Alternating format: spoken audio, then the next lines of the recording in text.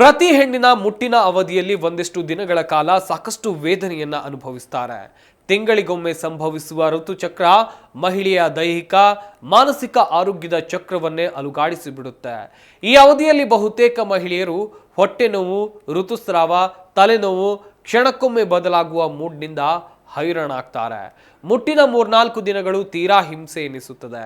ಹೀಗಾಗಿ ಋತುಚಕ್ರದ ಅವಧಿಯಲ್ಲಿ ಮಹಿಳೆಯರ ಕಿರಿಕಿರಿ ತಪ್ಪಿಸೋಕೆ, ಆ ದಿನಗಳ ಹೊಟ್ಟೆ ನೋವಿನಿಂದ ಪರಿಹಾರವನ್ನ ಕಂಡುಕೊಳ್ಳೋಕೆ ಒಂದಿಷ್ಟು ಟಿಪ್ಸ್ಗಳು ಇಲ್ಲಿವೆ ನೋಡಿ. ಮುಟ್ಟಿನ ದಿನಗಳ ಹೊಟ್ಟೆ ನೋವಿಗೆ ಇದುವೇ ಪರಿಹಾರ. ತಿಂಗಳ ಆ 3 ದಿನಗಳನ್ನ ಕಳೆಯುವುದಂದ್ರೆ ಹಲವಾರು ಮಹಿಳೆಯರಿಗೆ ಯುದ್ಧ ಗೆದ್ದ ಅನುಭವ ನೀಡುತ್ತೆ. ಕಾರಣ ಮುಟ್ಟಿನ ದಿನಗಳಲ್ಲಿ ಕಾಡುವ ಜೀವ ಹಿಂಡುವ ಹೊಟ್ಟೆ ನೋವು. ಇದಕ್ಕೆ ಎಲ್ಲರಿಗೂ ಆಗುವಂತ ಒಂದು ಪರಿಹಾರ ನೀಡೋದು ಕಷ್ಟ.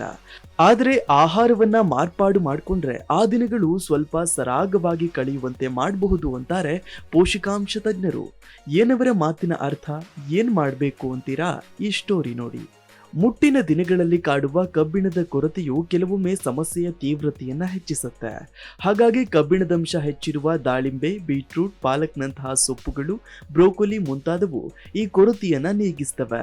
ಸಿಟ್ರಸ್ ಹಣ್ಣುಗಳು, ನೆಲ್ಲಿಕಾಯಿ, ಬೆರ್ರಿಗಳಲ್ಲಿ ವಿಟಮಿನ್ ಸಿ ಹೆಚ್ಚಿದ್ದು ಉತ್ಕರ್ಷಣ ನಿರೋಧಕಗಳಂತೆ ಕೆಲಸ ಮಾಡ್ತವೆ. ಈ ಎಲ್ಲವುಗಳ ಹಿನ್ನೆಲೆಯಲ್ಲಿ ನೋವು ಕಡಿಮೆ ಮಾಡಿಕೊಳ್ಳಲು ಸಾಧ್ಯವಾಗಬಹುದು. ಇನ್ನು ಪ್ರಬಲ ಉತ್ಕರ್ಷಣ ನಿರೋಧಕಗಳೆಂದೇ ಕರೆಯಲಾಗುವ ಒಮೆಗಾ 3 ಕೊಬ್ಬಿನಾಮ್ಲಗಳ ಸೇವನೆಯಿಂದಲೂ ಮುಟ್ಟಿನ ನೋವಿನ ತೀವ್ರತೆ ಕಡಿಮೆಯಾಗಬಹುದು. ಕೊಬ್ಬಿನ ಮೀನುಗಳು, ಬೀಜಗಳು, ಅವಕಾಡೋ ಇತ್ಯಾದಿ ಒಳ್ಳೆಯ ಕೊಬ್ಬಿನ ಆಹಾರಗಳ ಸೇವನೆಯನ್ನ ಖಂಡಿತ ಪ್ರಯತ್ನಿಸಬಹುದು. ಇನ್ನು ಸ್ನಾಯುಗಳ ಬಿಗಿತವನ್ನ ಶಮನ ಮಾಡುವ ಸಾಮರ್ಥ್ಯವನ್ನ ಮೆಗ್ನೀಷಿಯಂ ಹೊಂದಿದೆ. ಹೊಟ್ಟೆಯ ಭಾಗದಲ್ಲಿರುವ ಸ್ನಾಯುಗಳನ್ನ ಸಡಿಲ ಮಾಡುವ ಮೂಲಕ ನೋವು ಕಡಿಮೆ ಮಾಡಲು ಯತ್ನಿಸಬಹುದು. ಈ ನಿಟ್ಟಿನಲ್ಲಿ ಮೆಗ್ನೀಷಿಯಂ ಭರಿತ ಹಸಿರು ಸೊಪ್ಪು, ತರಕಾರಿಗಳು, ಇಡೀ ಧಾನ್ಯಗಳು ಮತ್ತು ಬೀಜಗಳನ್ನ ಹೆಚ್ಚಾಗಿ ಸೇವಿಸೋದು ಲಾಭದಾಯಕ. ಇನ್ನು ಪ್ರಮುಖವಾಗಿ ನೀರು. ಆದಷ್ಟು ಹೆಚ್ಚಿನ ಪ್ರಮಾಣದಲ್ಲಿ ನೀರು ದೇಹಕ್ಕೆ ಬೇಕು. ಇದಕ್ಕಾಗಿ ಎಳನೀರು, ಗ್ರೀನ್ ಟೀ, ಹರ್ಬಲ್ ಚಹಾಗಳನ್ನ, ಶುಂಠಿ, ಜೀರಿಗೆ, ಕೊತ್ತಂಬರಿಯಂತಹ ಕಷಾಯಗಳನ್ನ ಪ್ರಯತ್ನಿಸಬಹುದು. ಇವು ಹೊಟ್ಟೆಯುಬ್ಬರವನ್ನ ಹೋಗಲಾಡಿಸುವುದಕ್ಕೂ ಕೂಡ ಸಹಕಾರ ನೀಡಿ ಸ್ನಾಯುಗಳ ಸಂಕೋಚನವನ್ನ ದೂರ ಮಾಡ್ತವೆ.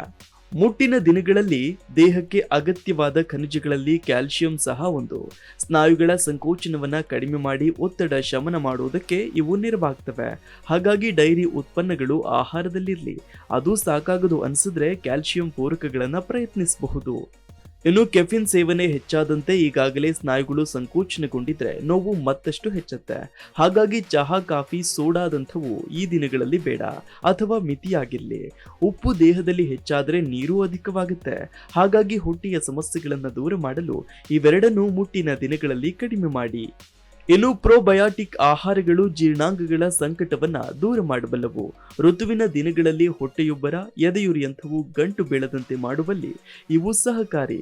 ಇದರಿಂದ ಹೊಟ್ಟೆ ನೋವಿನ ಒಂದಿಷ್ಟು ಕಾರಣಗಳನ್ನ ನಿಶ್ಚಿತವಾಗಿ ದೂರ ಮಾಡಬಹುದು. ಇನ್ನು ಮುಟ್ಟಿನ ಅವಧಿಯಲ್ಲಿ ಎಂತಹ ಆಹಾರಗಳನ್ನ ಸೇವಿಸಬಾರದು ಅಥವಾ ಎಚ್ಚರದಿಂದಿರಬೇಕು ಅಂತ ನೋಡ್ತಾ ಹೋಗೋದಾದ್ರೆ, ಅತಿಯಾದ ಸಿಹಿ, ಕೊಬ್ಬಿನ ಆಹಾರಗಳು, ಕರಿದ ತಿಂಡಿ, ಮಸಾಲೆ ಅಥವಾ ಖಾರದ ತಿನಿಸುಗಳು ಇರುವ ತೊಂದರೆಯನ್ನ ಹೆಚ್ಚಿಸಬಹುದು. ಹಾಗಾಗಿ ಸೌಮ್ಯ ಆಹಾರದತ್ತ ಗಮನ ನೀಡಿ. ಲಘು ವ್ಯಾಯಾಮ, ವಾಕಿಂಗ್, ಸೈಕ್ಲಿಂಗ್ ಮುಂತಾದ ಯಾವುದೂ ಕೂಡ ಈ ನಿಟ್ಟಿನಲ್ಲಿ ಬೇಕಾದಂತಹ ನೆರವು ನೀಡುತ್ತವೆ. ಜಿ ಕನ್ನಡ ನ್ಯೂಸ್ ಈಗ ನಿಮ್ಮ ಮನೆಯಲ್ಲೇ ನೋಡಿ. ಎಲ್ಲ ಕೇಬಲ್ಗಳಲ್ಲಿ ಈಗ ಲಭ್ಯ. Sun Direct 292, Jio TV 1334, U digital 162, city cable 51, GTPL 17, Abhishek cables 821, rock line telecommunication 51, Shri Basaveshwara number 60, Vinayaka digital number 53, in digital number 896ರಲ್ಲಿ. ನಿಮ್ಮಿಸ್ತದ ಜಿ ಕನ್ನಡ ನ್ಯೂಸ್ ನೋಡಿ ಆನಂದಿಸಿ.